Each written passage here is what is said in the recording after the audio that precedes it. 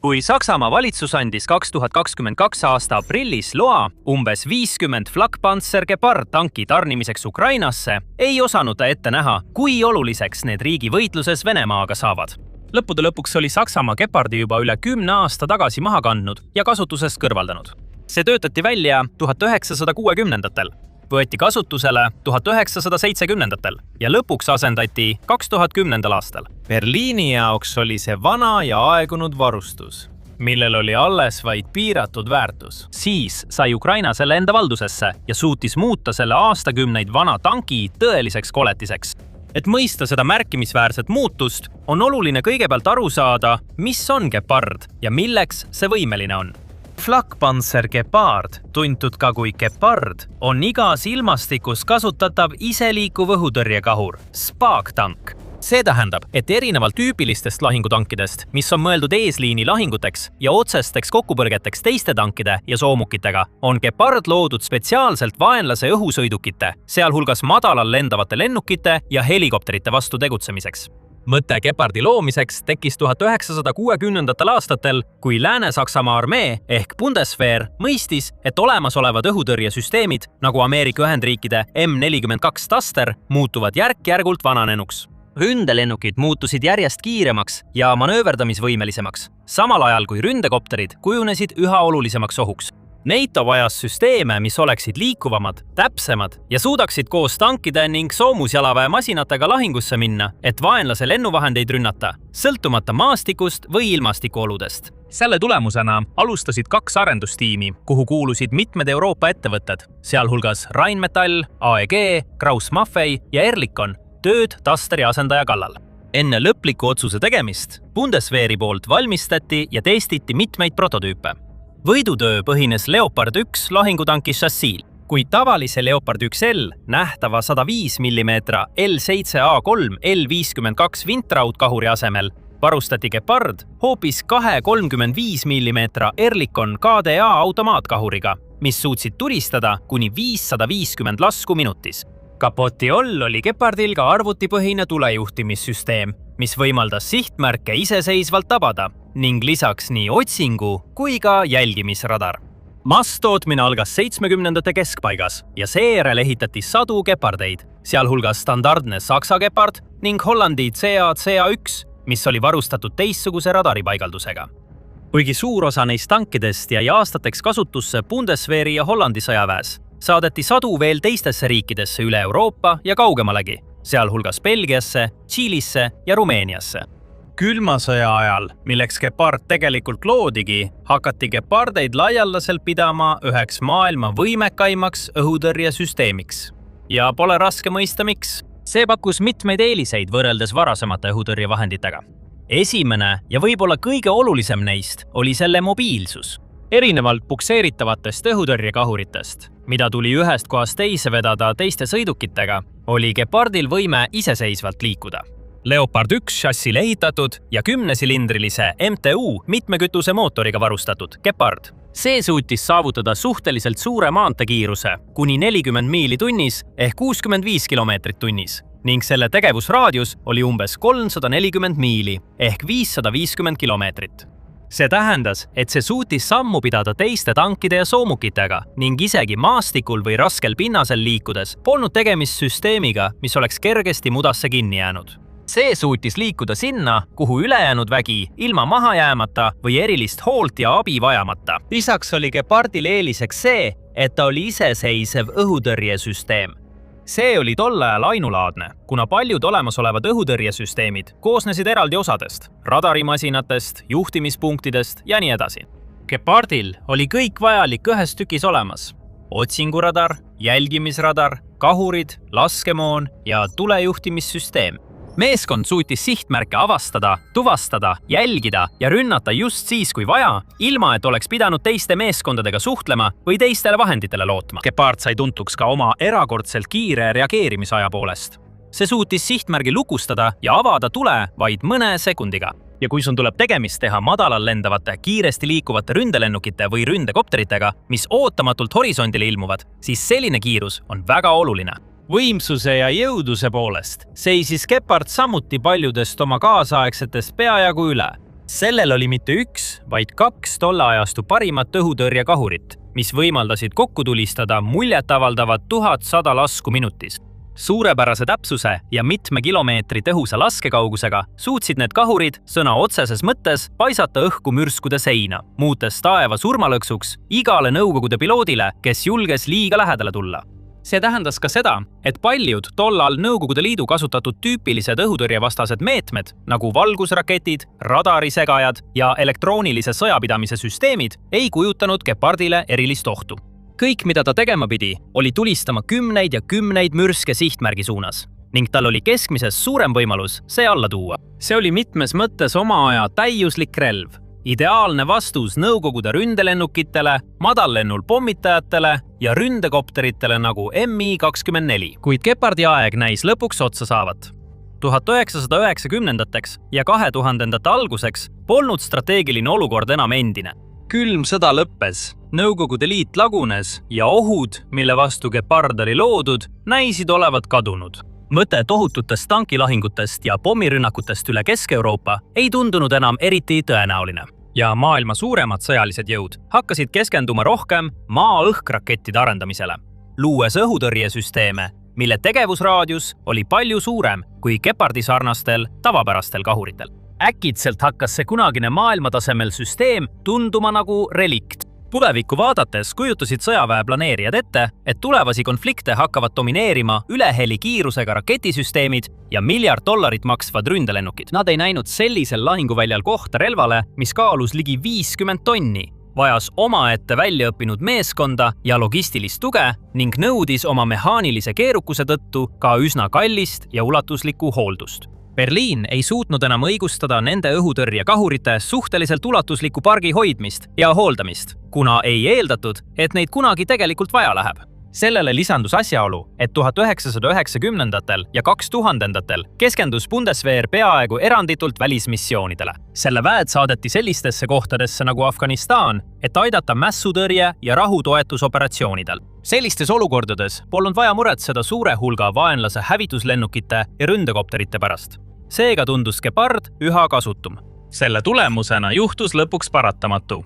2010. aastal võeti Gepard Saksamaa teenistusest ametlikult välja. Selle asemel võeti kasutusele hoopis midagi muud. Wesel 2 kerge õhutõrjesüsteem, mis oli veidi kiirem ning märgatavalt kergem ja kompaktsem, muutes selle transportimise ja paigutamise palju lihtsamaks kõikjal, kus seda vaja oli. Nii hakkasidki paljud vanad Gepardid tolmu koguma ja näis, et nende saatus on kas vanarauaks minna või eksportida riikidesse, kellel olid suhteliselt väikesed kaitse-eelarved ja kes ei pidanud paljuks investeerida varustusse, mida Lääne-Euroopa standardite järgi peeti vananenuks. Järgnenud aastatel plaanis Saksamaa isegi osa neist süsteemidest saata Brasiiliasse ja Katarisse, et kasutada neid turvameetmetena selliste sündmuste ajal nagu suveolümpiamängud ja FIFA maailmameistrivõistlused. Siis puhkes sõda Ukrainas. Alguses kritiseeriti Saksamaad selle eest, et ta ei toetanud Ukraina vägesid piisavalt, kui Berliin pakkus kurikuulsalt vahetult enne sõja algust Ukrainale saata vaid paar tuhat kiivrit. Varsti pärast seda hakkas Saksamaa valitsus aga palju tõsisemalt otsima võimalusi, kuidas aidata Ukraina armeel oma kodumaad kaitsta. Ja 26. aprillil 2022 teatati, et Kiievisse saadetakse Saksa tootja Krauss-Maffei Wegmanni varudest 10 Geparde. Saksamaa on sellest ajast alates tarminud Ukrainale vähemalt 55 sellist õhutõrjekahurit, mida on nüüd nimetatud kogu riigi arsenali parimaks droonitapjaks. Kuidas sai millestki, mida peeti vananenuks, äkitselt üks kõige olulisemaid elemente 21. sajandi suurimas ja laastavaimas sõjas? Aga enne kui sellele vastame, vaatate saadet The Military Show ja kui te pole veel tellinud, siis nüüd on õige aeg seda teha. Põhjus, miks Gepard on olnud Ukraina lahinguväljadel nii suur hitt, taandub ühele lihtsale ja vältimatule tõele. Ennustused olid valed. Kui Saksamaa sõjaväe planeerijad kujutasid ette sõjapidamise tulevikku, nägid nad maailma, kus konfliktid otsustatakse välgukiirusel rakettide ja ründelennukitega, mis on varustatud mõnede kõige arenenumate sõjatehnoloogiatega, mis eales leiutatud. Nad ei mõelnud droonidele. Nad ei osanud aimata, kui suur mõju oleks mehitamata õhusõidukitel, UAV-del. Siis algas Ukraina sõda ja maailm hakkas nägema, kui hävitavad ja laastavad võivad droonid olla. kui Venemaa saatis tohutuid drooniparvi Ukraina linnade ja asulate suunas. Mida rohkem aega möödus, seda olulisemaks droonid muutusid. Kreml investeeris sellesse tehnoloogiasse palju, rajades uusi droonitootmistehaseid ning suurendades oma rünnakute ulatust ja intensiivsust. Ukraina oli sunnitud leidma viise nende rünnakute vastu kaitsmiseks ning Gepard osutus kõigist kõige tõhusamaks valikuks. Vaid mõni kuu pärast süsteemi saabumist Ukrainasse kiitsid Kiievi sõdurid seda taevani, kirjeldades, kui tõhus see on Vene Shahedi tüüpi suitsiididroonide vastu võitlemisel. Teated näitavad, et üksikud Gepardi õhutõrjekahurid hävitasid korraga 10 droone ning mõned olid suutnud alla lasta ka Vene tiibrakette. Aastate möödudes Gepardi maine kasvas ning isegi siis, kui Ukraina hankis ja arendas laiemat valikut õhutõrjevahendeid, ehitades ühe maailma kõige keerukama ja kihilisema kaitsevõrgu, jäi Gepard endiselt silmapaistvaks ning oli ehk kõige olulisem osa sellest puslest. Ja Ukraina kaitsjad ei pidanud Gepardit tõhusaks muutmiseks isegi ümber ehitama. Nad ei pidanud seda väidetavalt aegunud relvasüsteemi varustama uute lisade või paremate tehnoloogiatega, et viia see tänapäevastele standarditele vastavaks.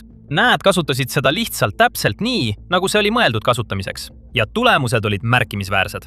Selle edu taga on 4 peamist põhjust. Esimene ja võib-olla kõige olulisem põhjus on hind.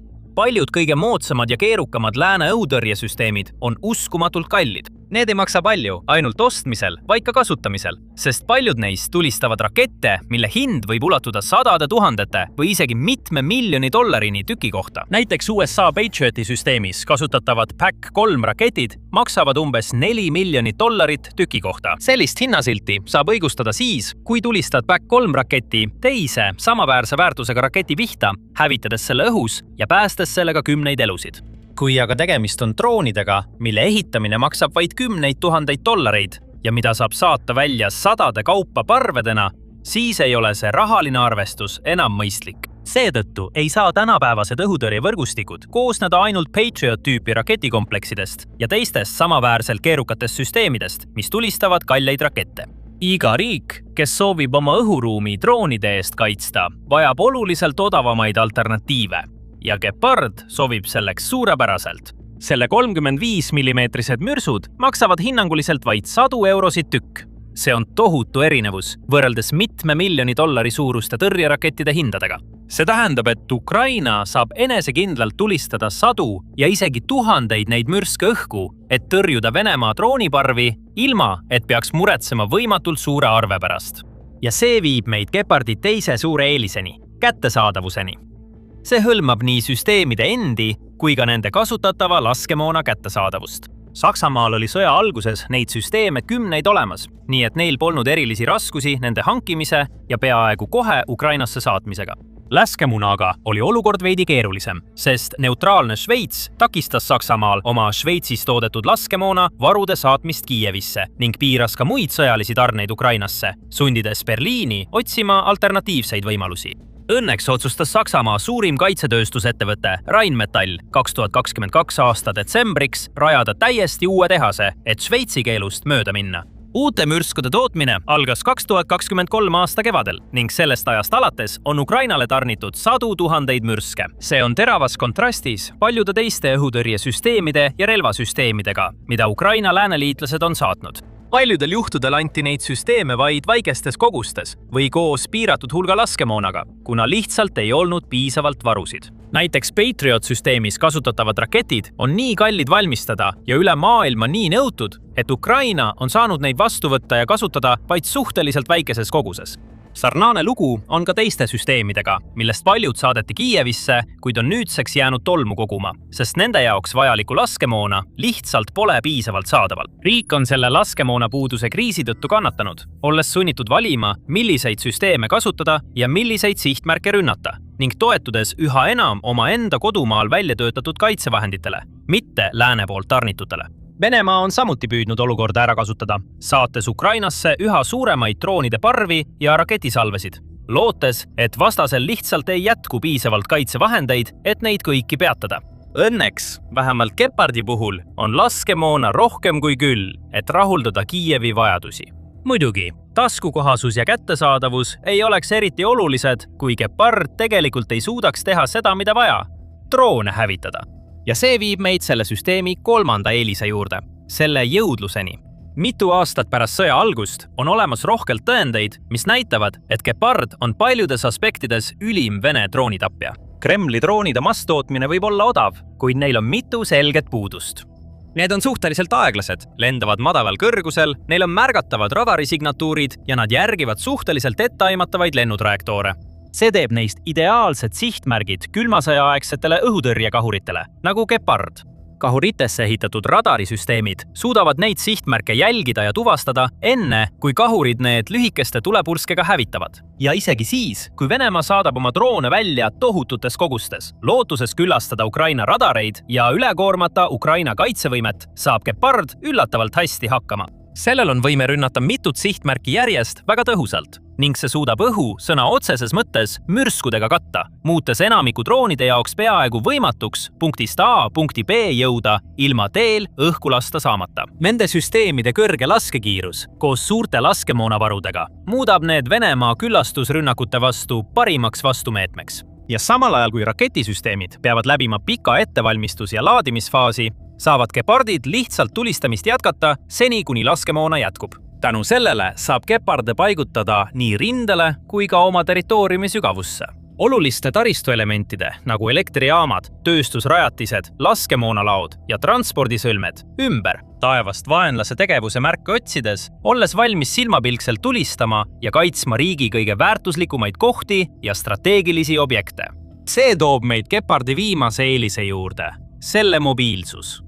See on ulatuslik konflikt. Rindejuuned ulatuvad sadade miilide kaugusele mõlemas suunas ning Venemaa pommitab regulaarselt Ukraina linnu ja asulaid, sealhulgas piirkondi, mis asuvad rindest sadade miilide kaugusel. See annab Ukrainale tohutu territooriumi, mida kaitsta ning sageli peab ta oma kõige olulisemaid vahendeid ümber paigutama, kui tema taktikad ja prioriteedid muutuvad. Õnneks, kuna tegemist on iseliikuva süsteemiga, mitte järelveetavaga, saab Gepard liikuda sinna, kuhu teda vaja on. Erinevalt statsionaarsetest paigaldistest saab Ukraina neid kahureid vajadusel ümber paigutada, viies neid erinevate linnade kaitseks vastavalt ohutaseme muutumisele, kaitsta kriitilist taristut vastavalt luureandmetele eelseisvate rünnakute kohta või isegi saata neid sõjaväeüksusi saatma, kui need liiguvad rindele. Kui Gepard on positsioonil, võib sellele loota tugeva kaitsepositsiooni hoidmisel nii kaua kui vaja, tulistades kõiki madalal lendavaid ohte, mis tema tegevusraadiusesse satuvad.